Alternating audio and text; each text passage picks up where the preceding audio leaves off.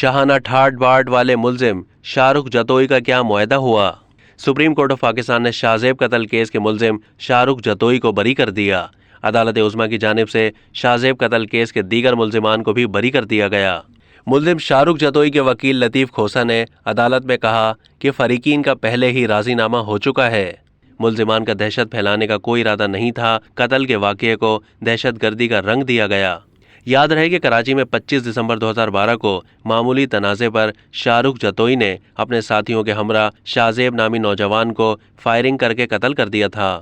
واقعے کے بعد شاہ رخ جتوئی دبئی فرار ہو گیا تھا، جہاں سے گرفتار کر کے اسے وطن واپس لایا گیا۔ انسداد دہشت گردی کی عدالت نے 7 جون 2013 کو جرم ثابت ہونے پر شاہ رخ جتوئی اور سراج تالپور کو سزائے موت، جبکہ سجاد تالپور اور غلام مرتضیٰ لاشاری کو عمر قید کی سزا سنائی تھی۔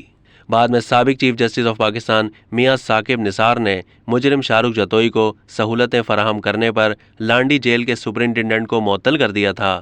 انہوں نے لانڈی جیل کے دورے کے دوران شاہ رخ جتوئی کو ڈیتھ سیل منتقل کرنے کی ہدایت بھی کی تھی۔ بتایا جاتا ہے کہ سن 2017 میں مقتول اور قاتل کے اہل خانہ میں دیت کا معاملہ طے پایا تھا۔ شاہ زیب قتل کیس میں دیت کے تحت مقتول کے اہل خانہ کو 27 کروڑ روپے دیے گئے۔